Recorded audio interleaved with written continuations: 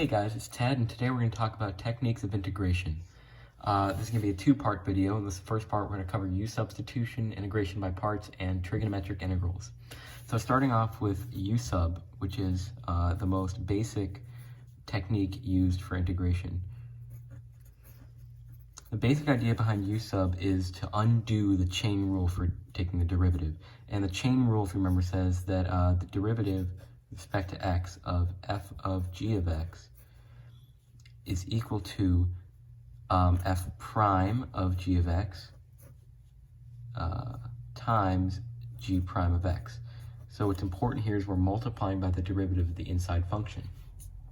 So what we're going to essentially do in u-sub is going to try to find a function whose derivative is also present in the integral. Let's look at an example. We have the integral of 2x times the cube root of x squared dx. If you'll notice, the derivative of x squared with respect to x is 2x, so we can kind of see that there's some chain rule going on.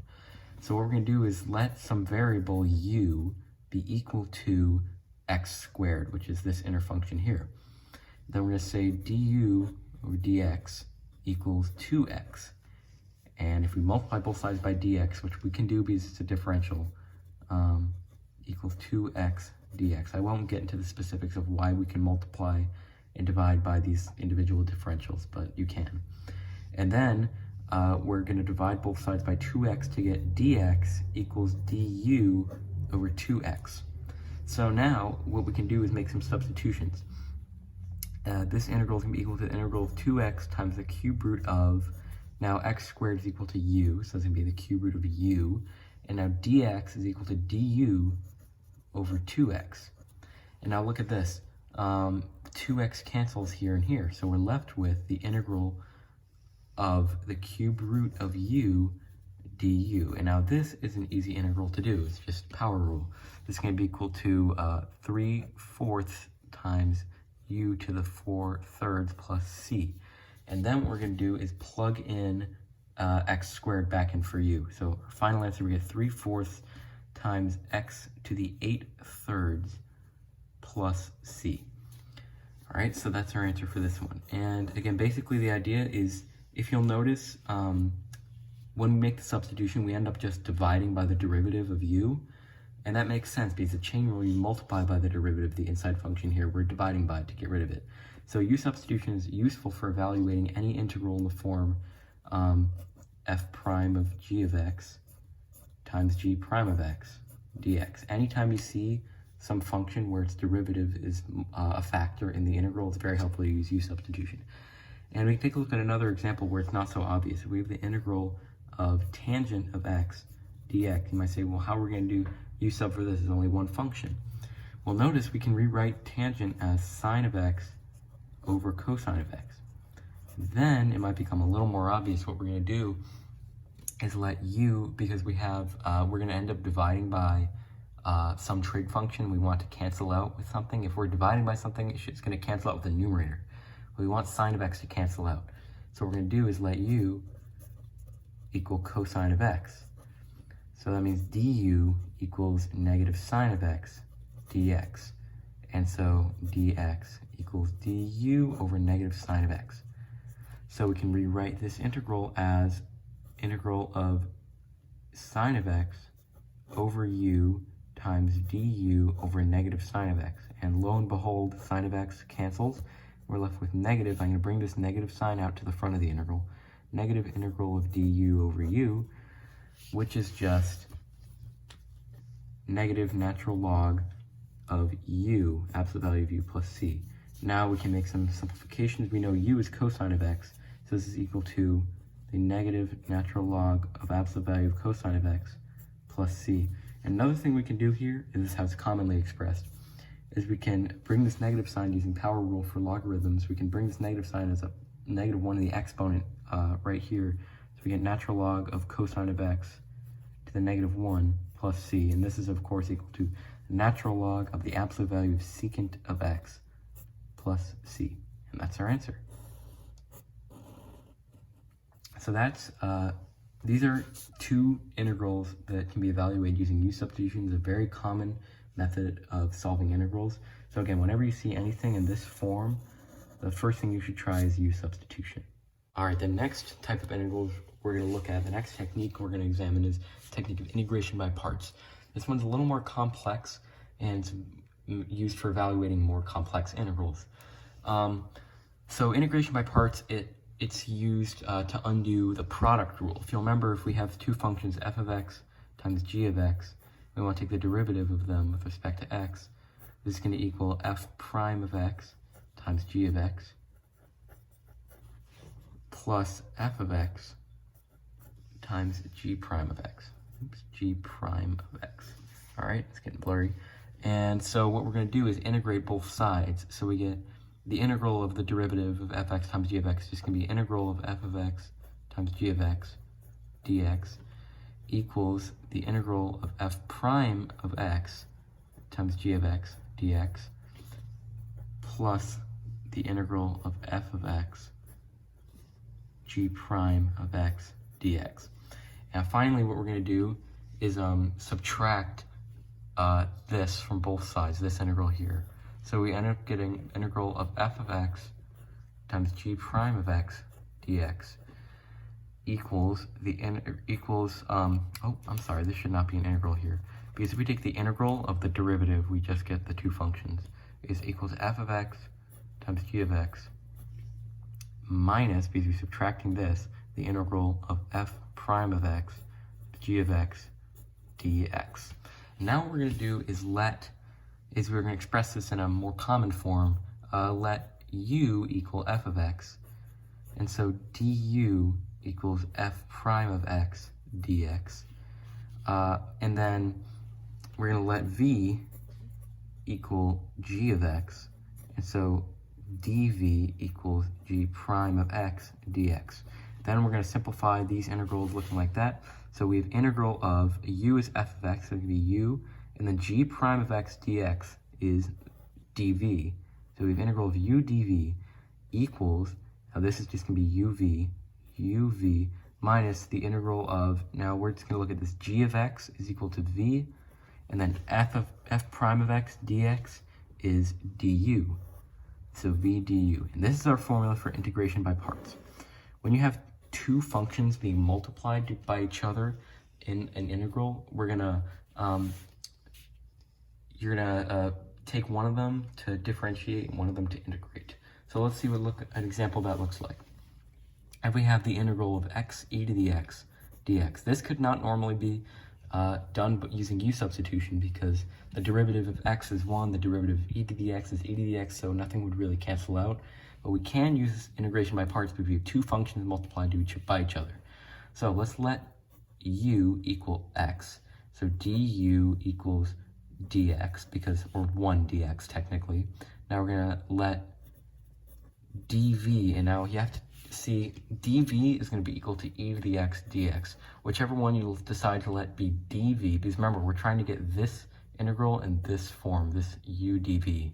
And dv has got to include this function and the dx. You remember, we have to have a dx here.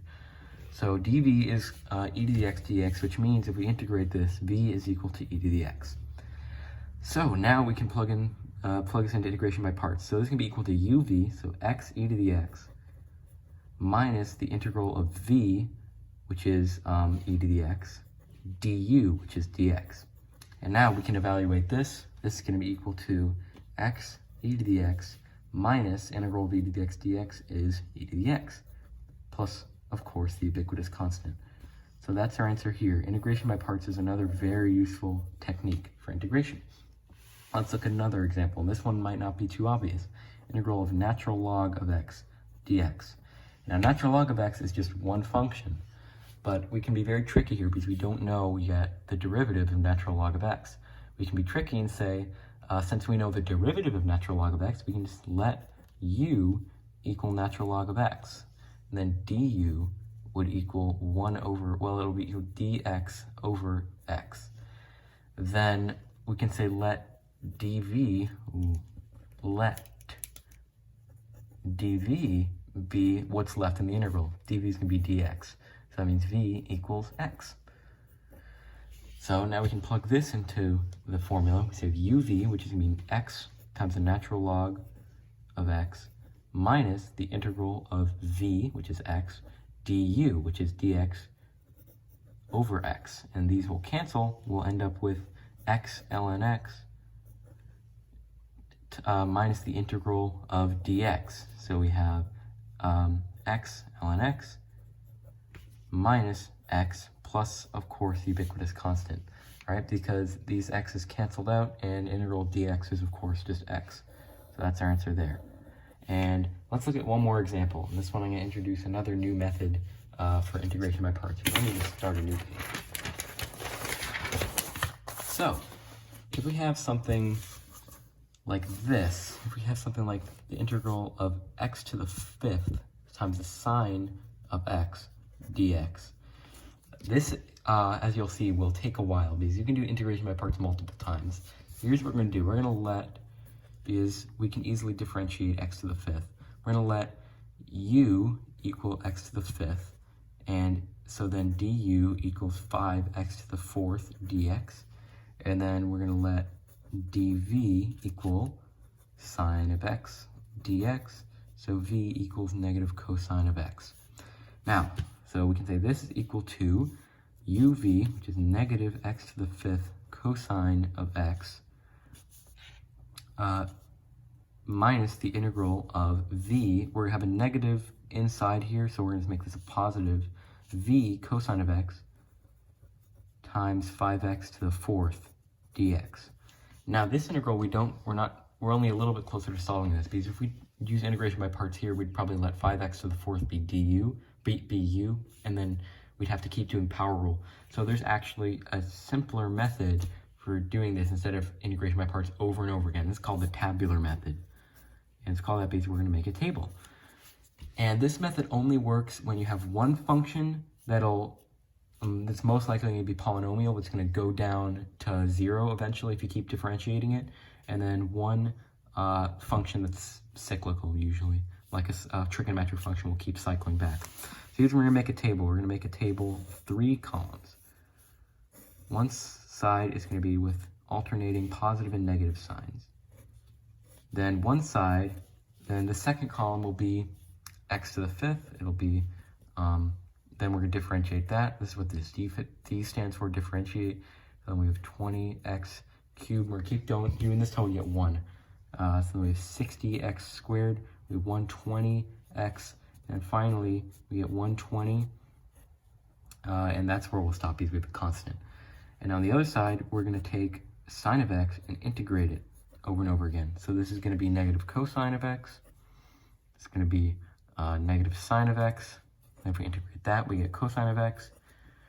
And if we integrate that, we get sine of x. And look, it's repeated. And now if we integrate it one more time, we get negative cosine of x. And we're going to do one more. This is going to go to 0, and this is going to be negative sine of x. Now, here's how tabular method works. Integral of x to the fifth sine of x dx is going to be equal to, we're going to draw lines like this. You draw a horizontal line across the first 2 columns, and you go down 1 to the next column, and then we write those. So we have positive x to the fifth times negative cosine of x. We have negative x to the fifth cosine of x. Looks promising. That's what our first term was here. Then, next, we have negative 5x to the fourth times negative sine of x.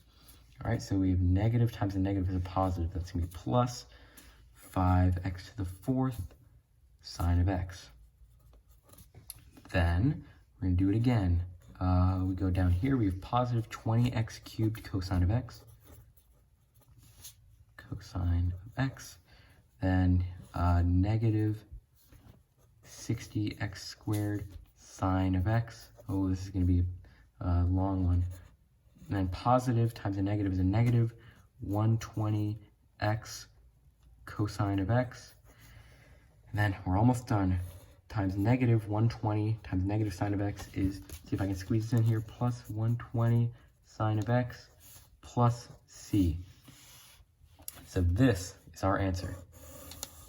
Yeah, I'm sure you like doing that better than doing integration by parts 5 times. And each time having to keep track of your negative signs. But that was one long function. And here we go. here's our answer using the tabular method. But remember, integration by parts is when you have two functions multiplied by each other, and it's based off of the product rule.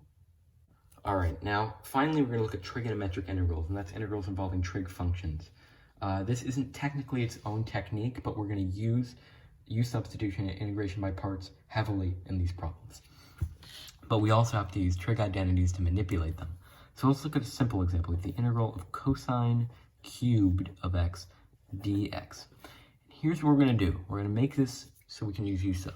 We're going to use the Pythagorean identity. So we have sine squared of x plus cosine squared of x equals 1.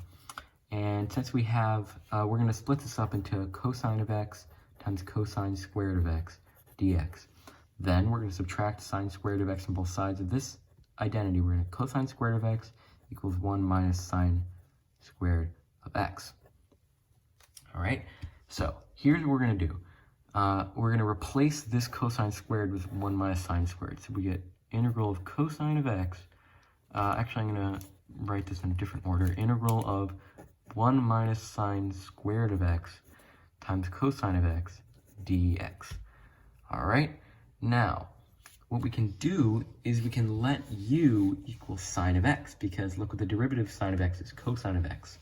All right, so let u equal sine of x. That means du equals cosine of x dx. And once you get used to u substitution, this is a quicker way of doing the substitution. We're going to say this is equal to integral of 1 minus u squared. And then you'll just notice, hey, cosine of x dx, cosine of x dx, that's just equal to du. Oh, it shouldn't be an equal sign there.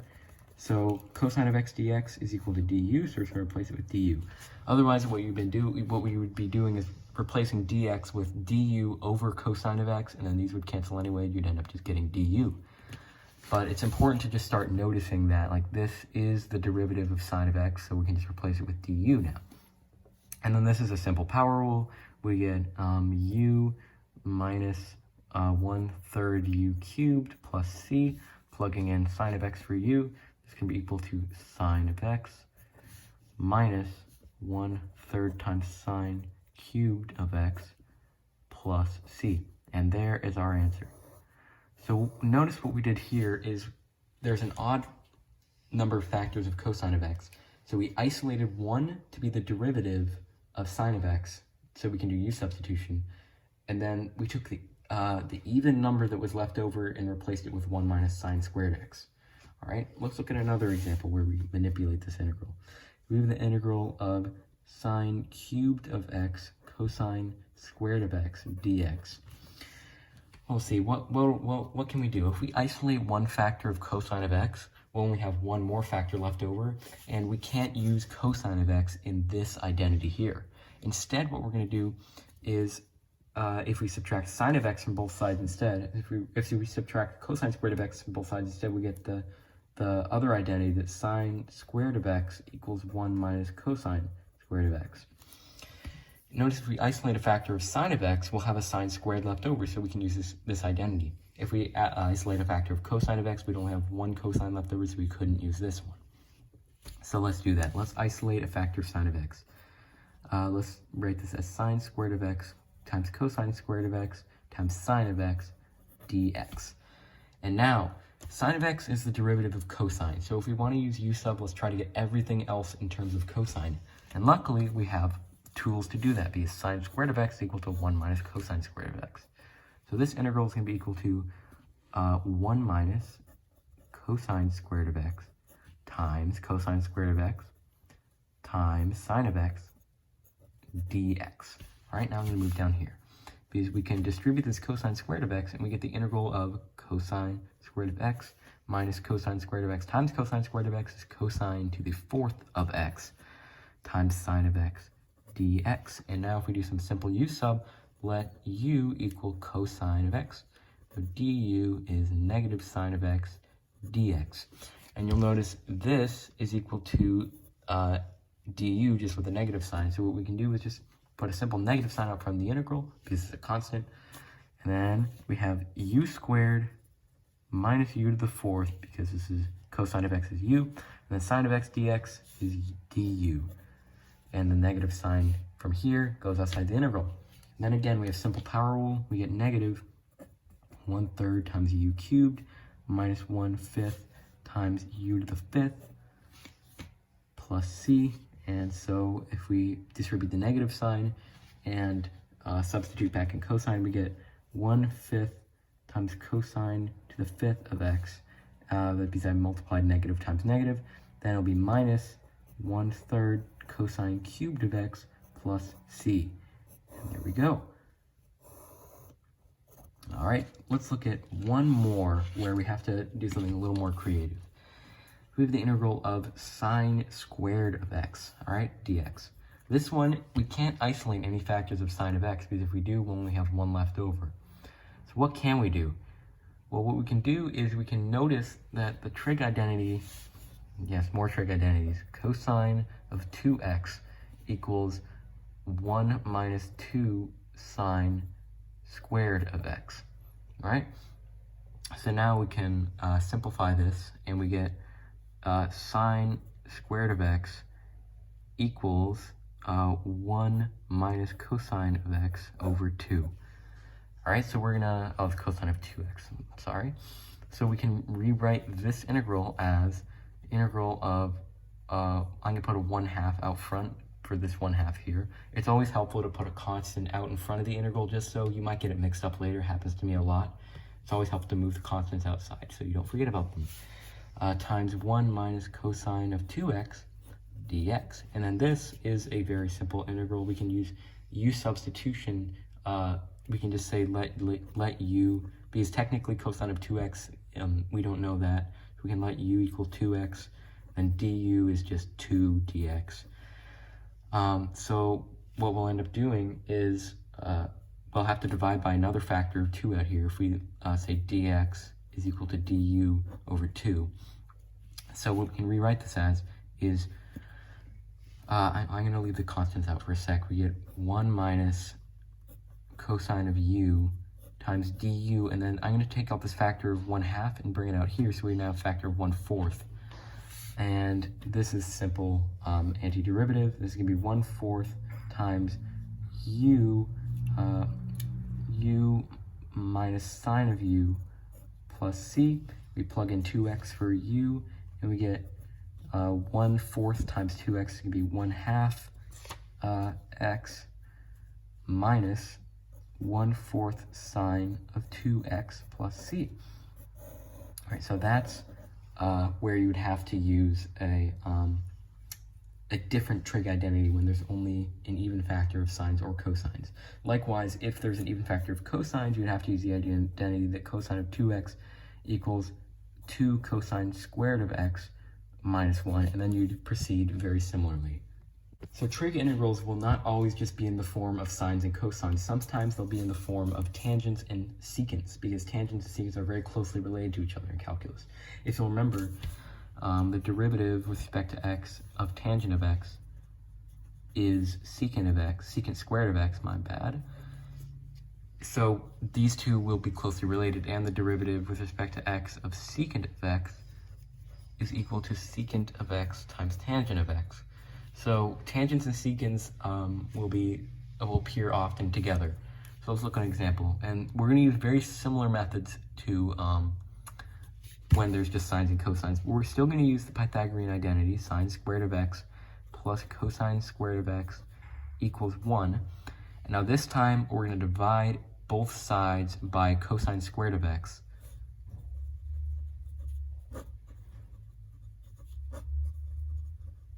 So we end up getting sine squared over cosine squared is tangent squared of x plus 1 equals secant squared of x. Or in other words, tangent squared of x equals secant squared of x minus 1. So these are the two identities we're mainly going to be using for these types of integrals. So let's look at some examples.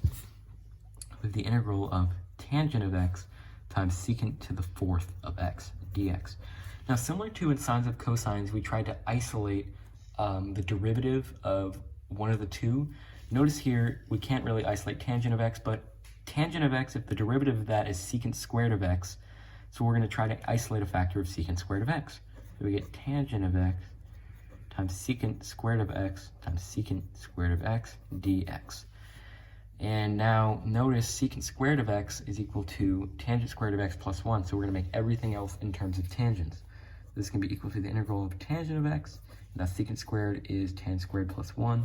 So tangent squared of x plus 1 times secant squared of x dx. And doing a little distribution, we get tangent cubed of x plus tangent of x times secant squared of x dx. And we'll just do some simple u substitution here. Let u equal tangent of x. Thus du equals secant squared of x dx. So if you'll notice, this is just du.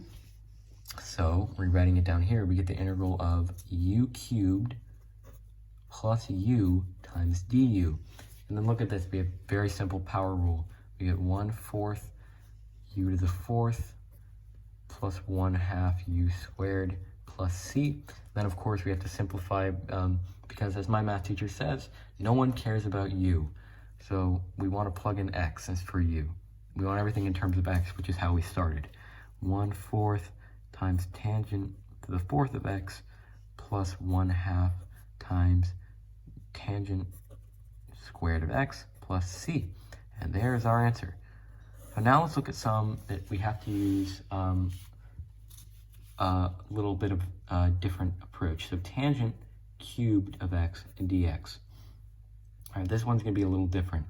What we're going to do is factor out a tangent squared as usual. So we have integral of tangent squared of x times tangent of x. All right, now we're going to split up tangent squared into secant squared minus 1. So this is going to be equal to the integral of secant squared of x minus 1 times tangent of x dx. And now we can't really do anything right here because we don't have anything's derivative. Well, actually, no, yeah, we don't. So what we're going to do instead is split up the integral. If we distribute this tangent, we can, integral is a linear operator. So we can rewrite this as the integral of tangent of x times secant squared of x dx minus the integral of tangent of x dx. What I did is I distributed this tangent here, and then instead of saying the integral of secant squared of x tangent of x minus tangent of x dx, I split it up into two different integrals. And now we can evaluate both of these. We know right here we can say if we let u equal tangent of x, then du is secant squared of x dx. And then here we know this integral. We did it before when we were learning u sub. So we can rewrite these. This integral is going to become the integral of u du, which is about the simplest integral you can get other than the integral of du, minus, and we know this is going to be equal to the natural log of the absolute value of the secant of x dx. And if you don't remember why, you can go back and look at the u substitution part of this video. And now obviously the integral of u du is 1/2 u squared, no more du, minus natural log of absolute value of secant of x, plus, of course, I just realized there's a dx here, plus, of course, the ubiquitous constant. After we evaluate this integral, there should no longer be a dx. And then finally, no one cares about u. We have to substitute back in tangent of x. We get 1/2 tangent squared of x minus the natural log of the absolute value of secant of x plus c. All right, one more integral we're going to have to do where we evaluate using integration by parts. And this one is going to introduce another important thing that might pop up when you're doing general integration by parts problems. The integral of secant cubed of x dx. This looks harmless, but if we factored out a secant squared of x and then we converted it to tangent squared plus 1, that wouldn't get us anywhere because we'd ended up just having a factor of tangent squared and a factor of secant, and that won't get us anywhere. So what we're going to actually do is do integration by parts. We're going to set this equal to, we're going to factor out a secant squared anywhere. That's equal to secant of x times secant squared of x dx. So let u equal secant of x. So du equals secant of x times tangent of x dx. And then dv is going to be secant squared of x dx.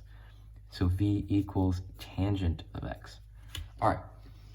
Now, so we have the integral of u dv is equal to uv, so secant of x, tangent of x, minus the integral of v, tangent of x, times secant of x, tangent of x.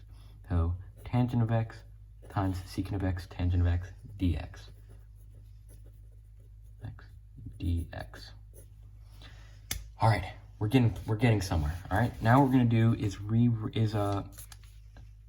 distribute this tangent. Well, not technically distribute. We're just gonna multiply. So we get secant of x, tangent of x, minus the integral of, this is going to be secant of x times tangent squared of x, secant of x times tangent squared of x, dx.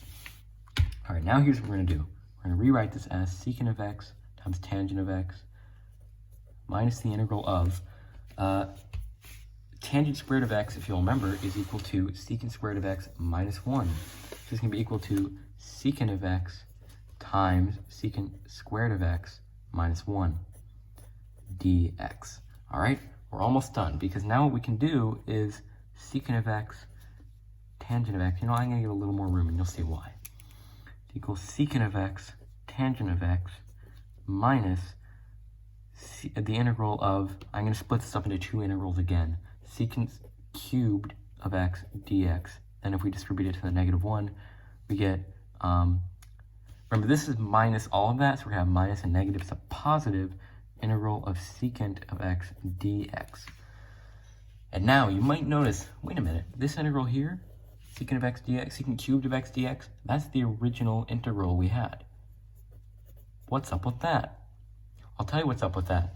We can actually just add this to both sides, and we end up getting is 2 times the integral of secant cubed of x dx equals, and now all we're left with is secant of x times tangent of x, and I hope you guys know what the integral of secant of x is.